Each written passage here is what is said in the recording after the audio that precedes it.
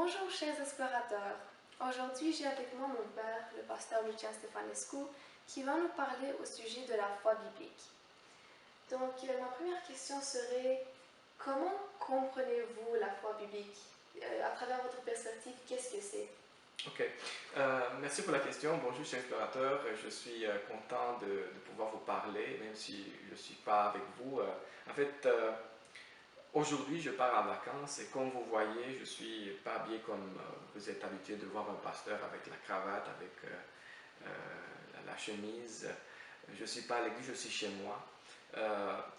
Et ça me donne l'occasion de vous dire que en fait, la foi, ça ne dépend pas de l'endroit où on se trouve.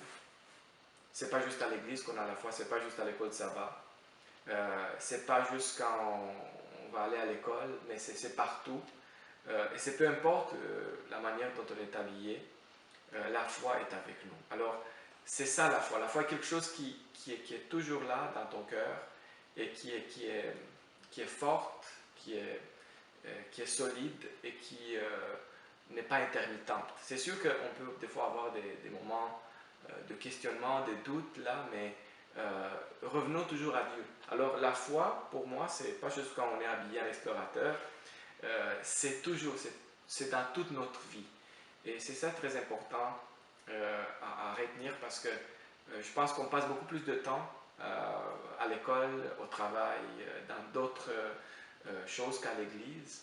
Mais n'oublions pas que la foi, c'est quelque chose qui nous définit. C'est comme Daniel et Joseph qui avaient leur foi dans leur vie de chaque jour, dans leur décision de chaque jour. Ils ont manifesté, ils ont montré leur foi. Donc la foi, quelque chose qui nous définit et c'est lié à notre identité ultime. Merci beaucoup, c'est une très belle réponse. Est-ce que vous avez des conseils pour les explorateurs du camp concernant leur foi quotidienne? J'aimerais, j'ai la vue de l'explorateur ici, j'aimerais vous lire un petit texte que Jésus a donné aux disciples.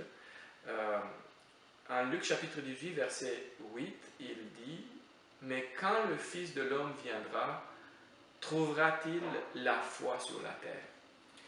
Voyez, Jésus était vraiment prophétique dans ces mots parce qu'il voit notre temps. Et si nous sommes, si nous regardons autour de nous, nous voyons que c'est vrai.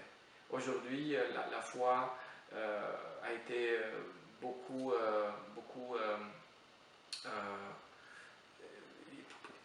on pourrait dire éliminée de la vie dans certaines cultures et surtout dans notre culture séculière. On ne veut pas parler de Dieu, on ne veut pas parler de la Bible. La Bible n'est pas autoritaire. On a substitué d'autres théories à la théorie de la création. Et alors, la foi est vraiment, on pourrait dire, en danger. Et Jésus dit, est-ce que Jésus va trouver la foi sur la terre? Alors, il y a un combat dès le début. Le diable, Satan, le serpent, a essayé de mettre en doute la parole de Dieu. Et aujourd'hui, il veut en fait éliminer ça. Heureusement, on est là. Moi, je suis là, vous êtes là, et il y a d'autres personnes là qui croient toujours. Et Jésus nous a donné une mission de garder cette foi brûlante dans ce temps que nous vivons et de la garder vivante, de la garder ardente. Alors, c'est très important de retenir trois mots que je vous donne aujourd'hui qui sont reliés à la foi. D'abord, cette parabole qui finit avec ces paroles, cette question que je viens de mentionner. On mentionne le verset 1. Jésus leur adressa une parabole pour montrer qu'il faut toujours prier et ne point se relâcher. Donc, le premier mot lié à la foi, c'est la prière. La prière, c'est la manifestation de la foi. Quand on prie, quand on cherche le Seigneur, quand on même lui pose des questions, ou bien on lui partage nos désirs, nos inquiétudes, nos problèmes, la prière, c'est une manifestation de la foi. Un. Deuxièmement, la parabole parle d'une veuve qui avait besoin d'un juge pour l'aider dans un certain problème, et le juge refusait de le faire. Et la veuve persévère, persévère. Elle revient, elle revient, elle revient, jusqu'à ce que le juge décide qu'il ne veut plus désister à sa demande et il lui fait justice. Alors, la foi est reliée à la persévérance. Et la troisième chose, la foi est reliée à la patience. La patience dans le sens que ce n'est pas une patience inactive, c'est une patience active. On fait quelque chose, on persévère, mais quand même, on sait que même si la réponse ne vient pas aujourd'hui, ça doit venir un jour. Et puis, c'est aussi quelque chose qui est relié à notre attente du retour de Jésus. Il faut être patient, il faut être persévérant et il faut continuer à la prière en sachant que le Seigneur va accomplir sa parole. Merci beaucoup. Donc, pour conclure, est-ce que vous avez une dernière petite pensée pour les explorateurs? Oui, en fait, ma dernière pensée se trouve dans le livre de Jacques.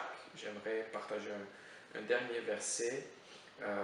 Et c'est un lien avec ce qu'on vient de parler, mais c'est un appel de Jacques, le frère de Jésus, qui dit, chapitre 5, verset 7, « Soyez donc patients, frères, jusqu'à l'avènement du Seigneur.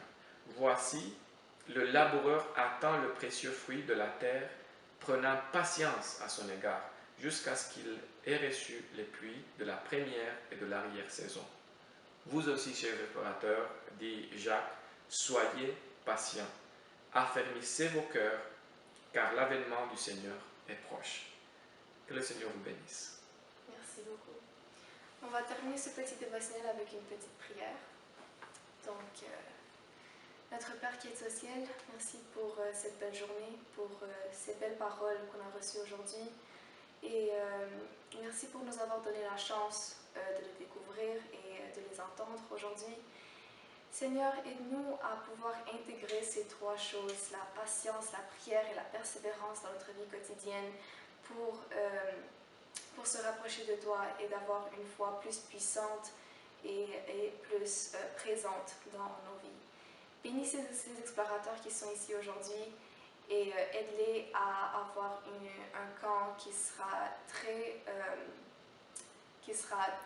présent dans leurs esprits pendant les prochains mois, les prochaines années, qui va les changer et va les approcher de toi. On prie au nom de Jésus. Amen. Amen.